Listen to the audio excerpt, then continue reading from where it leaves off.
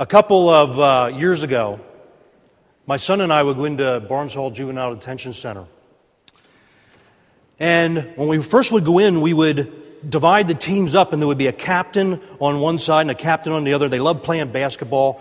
So they started picking the teams, and I noticed that there was one young man who was still standing there by himself, and he was a little bit chunky, and he had the real thick rimmed glasses on. He looked like kind of the nerd of the class, of the group, you know.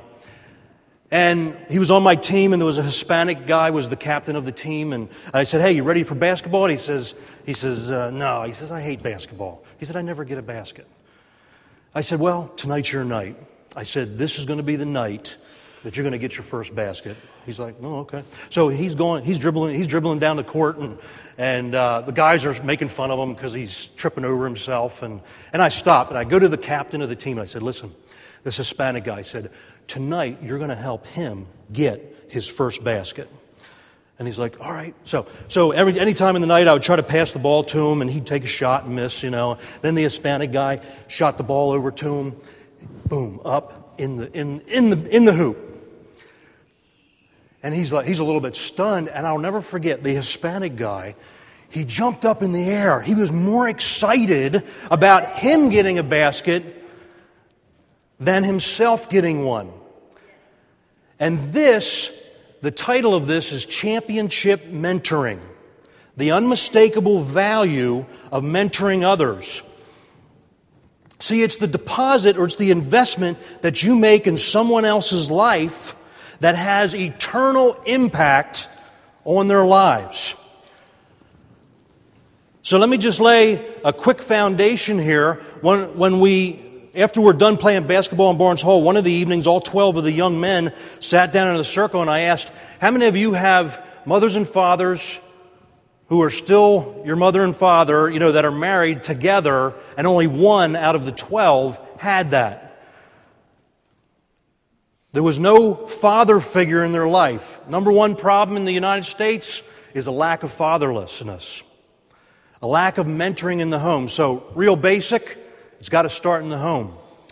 Now, let me ask you a question. Who was King Solomon's mentor when he was young? When he was young? Anybody?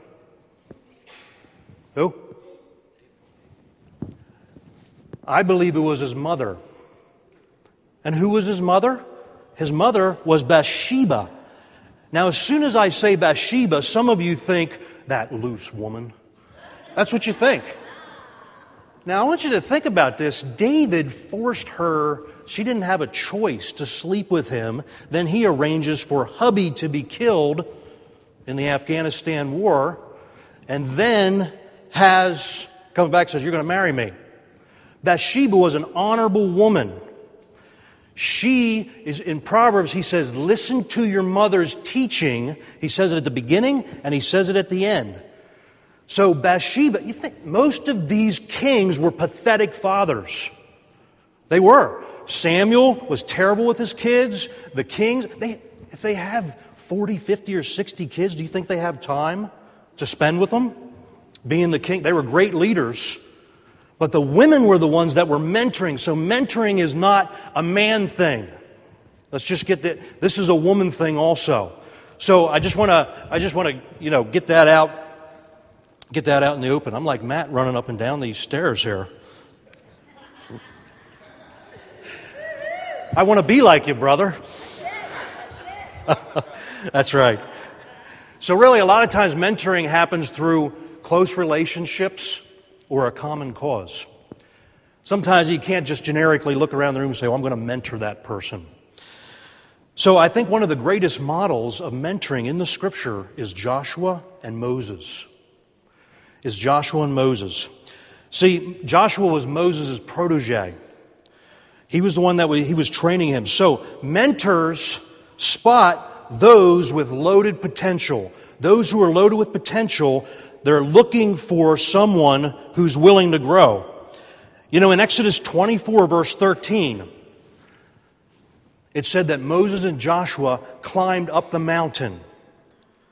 Now I'm going to go to Exodus 32, verse 17. And there's a conversation that goes on like this. When Joshua heard the noise of the people below them, he exclaimed to Moses, "It sounds as if there's war in the camp." Now, here's what happened. Moses goes up to the mountain. He meets with God all that time.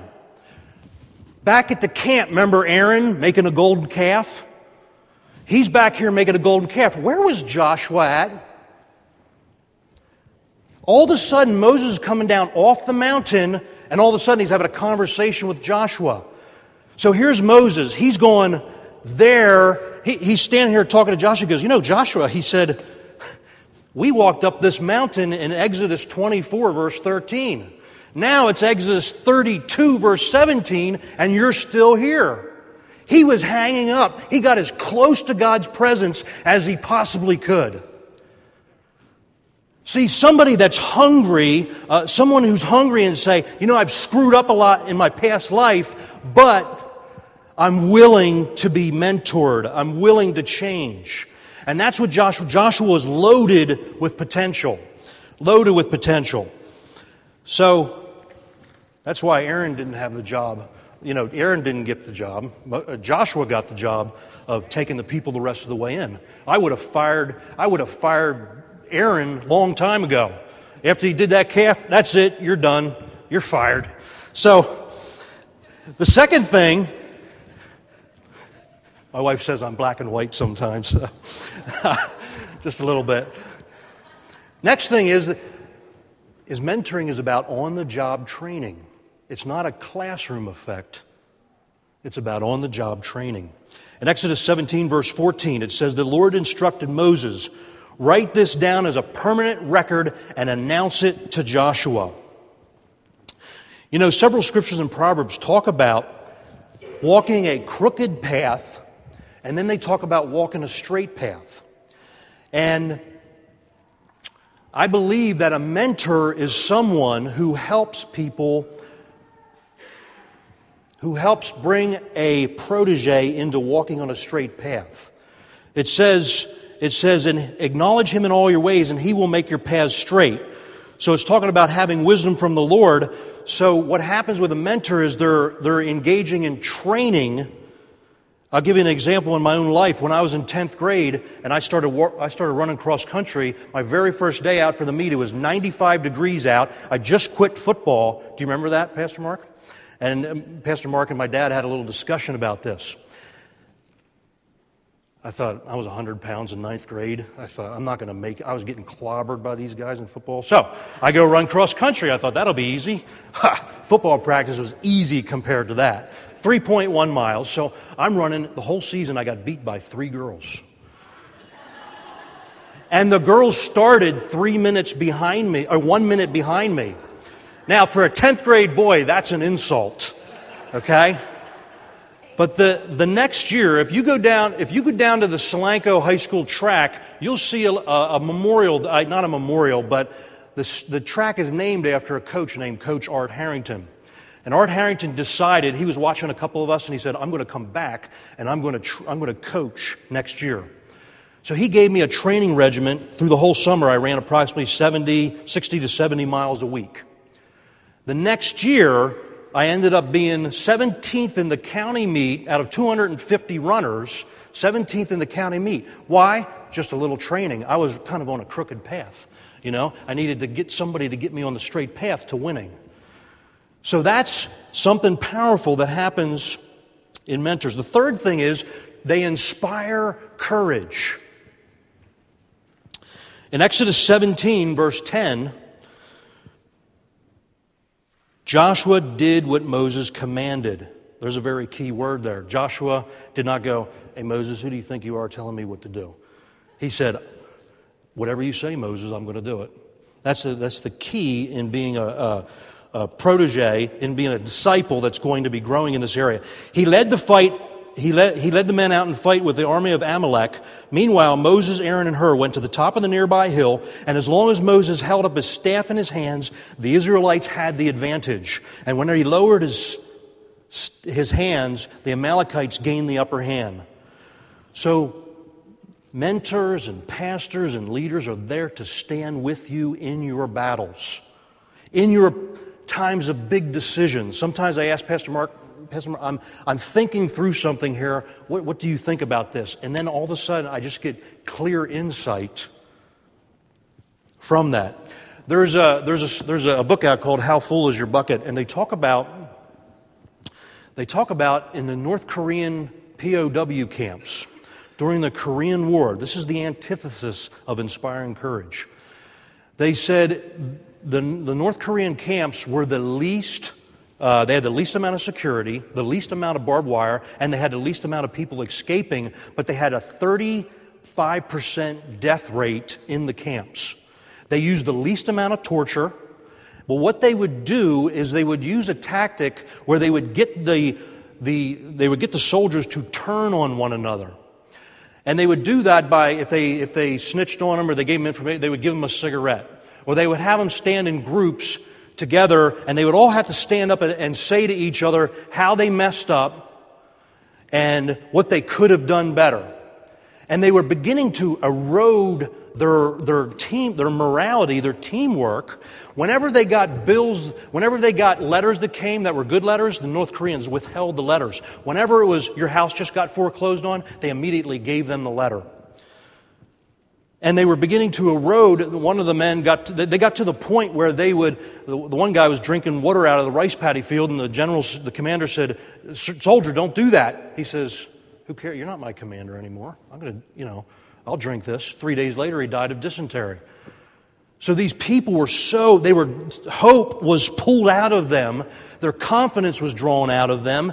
And that is exactly the opposite of what we're talking about. It paints the power of being able to inspire courage in others. Pastor Mark and Pastor Matt are empowering pastors. Abby, empowering. You're able to, I've seen a lot of people in youth ministry over the years, and I believe Pastor Matt is one of the best. He is the best youth leader that I've seen. Yeah?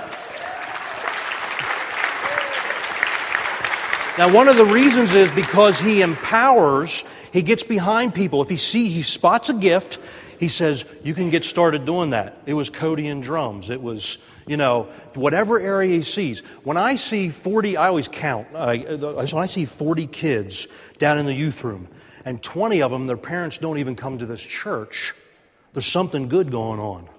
That's what it's about. And Pastor Mark's the same way. We've seen pastors, I call it the iron thumb. As soon as that gift gets a little, that's a little different from what I would do, here comes the iron thumb. But Pastor Mark does not operate in that way of thinking. He gets behind you, and he's going to encourage you in that and walk with you in that. True mentors get more satisfaction out of seeing others succeed than themselves succeeding. That's a true mentor. And that's something that we have for real at this church. When I was down at Sandy Cove, we took a vacation down there on our family. I was walking by the pool, and they had the kids do a little test. For them to swim in the deep end, they had to tread water for about 45 seconds or something like that so they could get to the deep end. And I noticed this one little 10-year-old kid. He was flailing around. He's looking all around. And a half hour later, I watched him get in the water again, and he did the same thing. They had to pull him out, because he could only stay 15 seconds. He was panicking. So I spotted him. I said, "Hey, bud, why don't we get in the water and let me help you?" So I don't know much about swimming, but anyway, keep your hands together like this. And I said, "Just breathe a little bit easier, and you'll be able to make it, So the next time he got in the water, guess where he's looking? He's looking right here.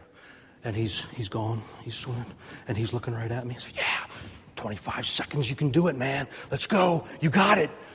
Bam, 45 seconds. He's off and running. I don't think he ever said it to me after that, but thank you, sir. Appreciate that for investing in my future. Mentoring can be such a subtle thing, and to inspire courage in others. I think the fourth thing is it's good to draw from your circle of mentors. In Joshua and Moses' case, Moses had a huge investment in Joshua for several years. They worked together side by side. But a lot of times, we can't always go to one person as our source. Do you understand what I'm saying? In my life, I seen my mother get up in the morning and read the Word and pray every morning. So guess what I do almost every morning? It is a habit that I have that I've seen her do. My father instilled into me good work ethics, believing for healing. We used to lay hands on animals, We'd pray, Lord, heal that animal, And we'd pray for the animal. Hey, that's where it starts, So, a little later on, back to my the track coach, he taught me how to win, to have the right attitude. I mean, I was a wimpy little loser when I first started, started running. And then when I took over the business, a fellow named Ray Dieter, he had such a heart for the lost. I took over his business and he trained me in that, but he also has such a heart for the lost. He's a pastor, but he would come every week at the meeting and say, I led this guy to the Lord last week and led this guy to the Lord. I mean, he was a Mennonite that got baptized in the Holy Spirit, and he was full of God. So that was something that overflowed. And through the years, Pastor Mark, forgive me if I don't always say Pastor Mark, because we've been neighbors. We had been neighbors for 15 or 20 years, so sometimes Mark's right next door. I'd walk over, get some advice, and then come back over. But problem solving and leadership, running a business and being a pastor is a lot of similarities. So some things that are still ringing in my ears, the advice Pastor Mark has given me, that has been very effective. And there's a quote by Isaac Newton that says, "If I have seen farther in this life, it is because I have stood on the shoulders of great men." So that's a powerful, not seeing our pastors as, well, that's the pastor, that's the reverend that stands up front, he gets dressed up and we all dress up. No, it's a process, it's mentoring. When Abby walks to the back of the church, she has an opportunity to mentor people as she's walking out. It's an ongoing process. Number 5, I have to get a drink. I'm getting dry. Number 5, mentors look for the moment of empowerment. Let me explain this. Deuteronomy 31, verse 7 and 8. And Moses called for Joshua, and all of Israel watched as he said to him, "Be strong and courageous, for you will lead these people into the land that the Lord swore to give your ancestors. You are the one who will deliver it to them as an inheritance. Do not be afraid or discouraged, for the Lord is the one who goes before you. He will be with you and never forsake you." Now, I want you to think about it. You're a young man like Joshua, and maybe we'll imagine that there's been a prophecy for several hundred years that says that Jerry Carter is going to be the one that's going to deliver Iran from its tyranny. And this prophecy has been going on for hundreds of years. Now, guess who it lands on? Jerry. Guess who it lands on now? Joshua. Joshua's going to be the man. So he was it says several times, be strong and courageous. Do not be afraid. So Joshua had a lot of pressure on him in this situation. So Moses moved forward in this moment of empowerment. Let me give you another example. I want to really drive this home. The moment of empowerment. Henry Ford, when he was younger, he began working on a gas-powered vehicle. And he was at a banquet, and his boss said, "Hey, I can get you a seat beside Thomas Edison." So at the banquet, he got to sit beside him, and Henry Ford starts sketching out this gas-powered car. And Edison said, that's genius. He said, "You have a power plant on wheels." He said, he hit the table like that, and he said, "We need somebody to do this." He said, "We need somebody to go for this." And at that point, that absolutely catapulted Henry Ford to continue. Do you know what it's like to have your hero tell you, you go for it? Are you with me here? This is powerful stuff. Would he have still done it? Yeah, he might have still did that. But it said up to that point in time, Henry Ford had no one give him any words of encouragement. I tell you, the world's ruthless, folks. The world's ruthless. The last thing they want to hand out is encouragement. And we need that from each other. Here's the key scripture, Proverbs 20, verse 5. The purposes of a man's heart are deep waters, but a man of understanding draws them out. So, take a picture. Get a picture of a well, like the old-time wells, and you got to go deep because the water is down at the bottom of the well. So what would they do? They got to take a bucket and they got to reel it down and then bring the water back up to the top. That's what happens. See, the purposes are deep down inside of you, but someone who is a mentor is going to spot that and help bring it out of you. There was a fellow who went to the Quarryville congregation. He said, I really feel like I need to feed the homeless in the city. But everybody he kept talking to, he said, I'm not making enough money right now. He said, I'm thinking about taking my tithe and using it to do this. But he said, everybody I'm talking to is telling me, don't do that. And when I was sitting there, I knew God told me, tell him it's okay to do it.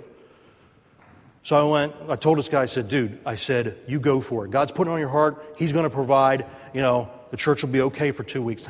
I love tithing, so don't. At that moment in time, I'm a firm believer in tithing, as you know. But he just needed that, and since then, he has been feeding the homeless in the city every Sunday. But you know what he told me? He said, I stepped out and did it, and he said, you know what? I didn't have to take any tithe. He said, people came up to me and started giving me money for it. So that's that moment. People just look at it and go, oh, yeah, okay, that's a good idea. Maybe a little jealous, Who do you think you are going to the city? You going to save everybody? Sometimes Christians have that attitude. Did you know that? And we got to stop it. So, and I'll tell you, a personal experience for me about 7 or 8 years ago when we were in Belize. And we're supposed to get a message together at different points in time. So I got 2 messages together. I had been on a Randy Clark Global Awakening 2 trips. I know. So I got one message on healing, and then I got one message on biblical business. So it was a Friday night, and there was about 200 people there, all kinds of kids and everything. And I preached on healing, and there was about 4 people that came up front. And we prayed for one lady, and her knee got about 50% better. And that was it. The night was done. I was like, well, that was okay. So the next morning, we went to a conference center, and I started speaking to these people about business and about biblical business and how it's scriptural. And after we were done, Barney Bernard was there, and Pastor Howard was translating for me. And after we were done, Pastor Mark came up to me, and he says, your message last night, it was all right. But he said, this morning, he said, that's who you are. He said, I want you to pull something together to be able to share with people because people need to hear this. And you know what? That was my moment of empowerment. Thank you, Pastor Mark. So that is such a key in people's lives. We need that. Anybody here not want to get too much encouragement? Is that an issue with anybody? Hey, I'm making good time here. All right. The 6th thing is that you have the ability then to believe in yourself. Yes, amen. There's a movie out called The Matrix, and without going into too much detail, there's the leader of this group. He was looking for a guy, the chosen one that was going to set everybody free. His name was Neo, and they brought him into the group, and they said, this guy kept saying, you're the one that's going to save us. And he's like, what are you talking about? Nobody else believed it. But only, who's the head guy? What's the lead guy's name? Morpheus. Wow, you guys have watched that. All right. Morpheus. So then one day, when he was talking to his team guys, he said, if you ever see an agent, you run. Because these guys were bad, They were like robotic and they could do anything, and you couldn't kill an agent. So they're down in the subway area, and he gets Neo gets the rest of the guys. This is who's Keanu Reeves or whatever his name is, and he's getting these guys in the telephone booth. They got and an agent shows up, and they're watching in the monitor, and then Neo stands there, and he does his. And then Morpheus says, as he's looking at the screen, he says he's starting to believe. Now, folks, we all know we need to believe in God. Come on, that's kindergarten. We know that. Did you know God believes in us? The problem is we don't believe in ourselves to carry out the purpose that God has in us. Don't you think that holds things back a little bit? So, they believe in you before you believe in yourself. Then that belief needs to transfer that you say, yes, now I can do that. And number 7, the effective passing on of the baton. In Numbers 27, verse 18 and 20, and the Lord replied, take Joshua, son of Nun, who has the Spirit in him, and lay your hands on him and publicly commission him with the responsibility of leading the people. Transfer your authority on him so that the whole community of Israel will obey him. Do you know the rest of the time, Israel did not mess around with Joshua? They were obedient. They kept it a straight line. So Moses is getting ready to go on to be with the Lord, and he's transferring that. You can see the laying on of hands, even in the Old Testament, transferring that authority. Howard Hendricks made a great statement at a Promise Keepers event. He said, in all of our lives, we need to have a Paul, a Barnabas, and a Timothy.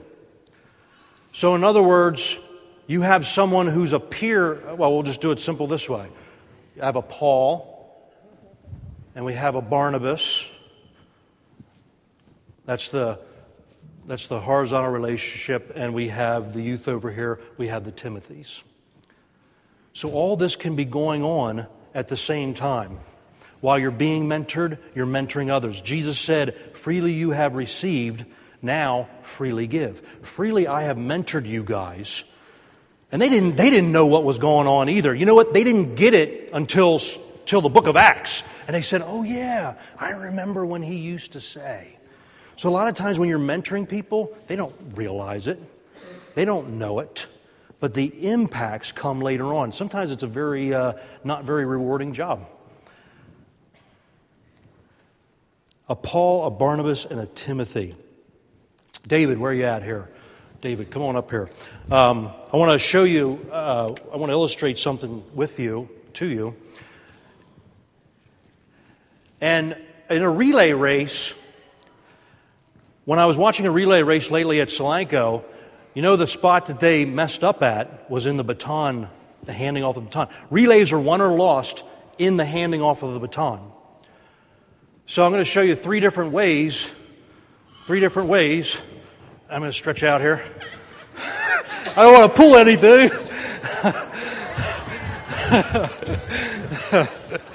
All right. David, come on around.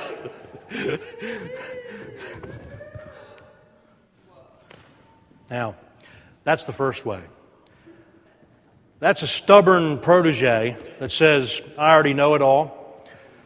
See, I finally learned this after several years. When people have experienced things, you need experienced people to help you. You can really save a whole lot of headaches. Really, you can. I mean, I used to do some stupid stuff when I was younger. I mean, I wasn't rebellious or anything, but you just do stupid stuff. I still do stupid stuff. But the next way, we're going to give David a good workout here.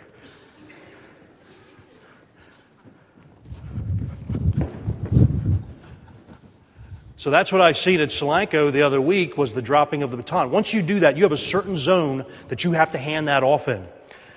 And once you drop that baton, that's it. Race is over. So we have to make sure that baton goes firmly into the hand, and hopefully we can pull this off.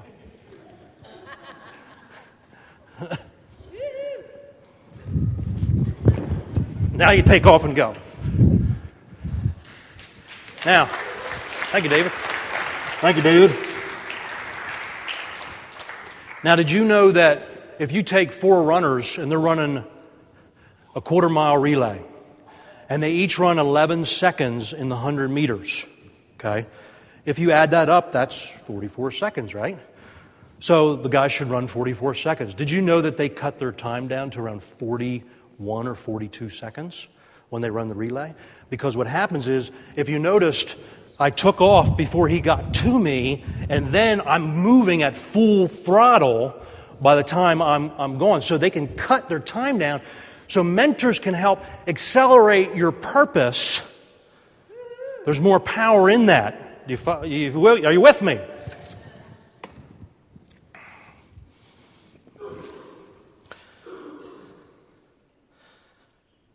And I'll just share one story. You know, the track coach that I was talking about. I liked him, but I didn't realize what he was doing until I'm up at this age. And I've sat him down a couple times and actually interviewed him. They had a cross-country team that a girls' cross-country team had 177 wins and 0 losses. I mean, we're talking years of undefeated seasons. I seen him take people that were just wimpy and just turn them into winners. And he knew when he was there to teach, he said, I have 160 kids to influence every year. And then if I coach another 100 in track, then I got 100 more to influence. And that's all that he ever did. There was a high school jumper named Perry Riggs who jumped over 7 feet, 6'10", 6'10" in the high jump. He came back to him years later and he said, you know, Harrington, he said, we were driving home in the truck the one night, and he said, you looked over at me and said, you know, I really think you could be a scholarship in you could get a scholarship in track, which was very rare to get any kind of scholarships in track. And as soon as he said that, inside of me went, he wasn't even that good of a high jumper then. As soon as he said that, he said, from then on, I went for it. He went to the Olympic trials later on, but he remembered that time. He remembered that moment. So the last quick story that I'll share with you was, when I was in 10th grade, when I started running track, I would run about a 2-minute and 15-second half mile. And when you go to the county meet, they pick the best guy at the school to go to the county meet. This is Lancaster, Lebanon, 22 schools. And when I look at the seating, guess who's last? I'm last seated. Got the worst time in the county. But I'm the best one at Solanco. So that wasn't saying too much at that time. Harrington was not coaching at that point. So he came to the county meet, and I was getting ready to run. He said, all right, Frank, I'm going to tell you what you need to do. He said, I want you to warm up a mile before you run this race. And I thought to myself, warm up a mile before I run a half mile? 2 laps around the track? So I did what he said. I warmed up. Then he said, next thing I want you to do is when you're running the race, when you go around 1 lap, I want you to kick it in with everything you got on the third 200. He said, I want you to kick it in with everything you got. Because he said, most people wait till the end. He said, I want you to kick it in then. So I said, all right. So they broke up into 2 heats. There was 11 of us in this heat. And so I go around 1 lap, and guess who's in last place? I'm in last place. And I said, all right, I'm doing what he says. And I started passing one guy, and I passed another, and I passed another. And I come around the backside of the track, and here I am in first. I'm tied. I'm tied with the lead guy. And I'm going, Dad, this works, man. And I'm pumped. I'm pumped. And we go across the finish line. Together we lean. To this day, I still don't know who won. We were dead even. Perfect. We were tied. 2:06 in the half mile. Now, I shaved 7, 8, 9 seconds off of the half mile, which is a tremendous amount of time. Now, was that because I ate my Wheaties that morning? Was that because I lifted more weights the last 2 weeks? No, that's the power of a mentor. And this verse is a perfect picture of mentoring. It's Exodus 24, verse 13. In the New Living Translation, it says, so Moses and his assistant Joshua climbed up the mountain of God. What was the mountain of God that time? Mount Sinai. God was at the top of the mountain. So Moses would make visits up to the top of the mountain. But it said, Joshua, why do life alone when you can do it with a mentor?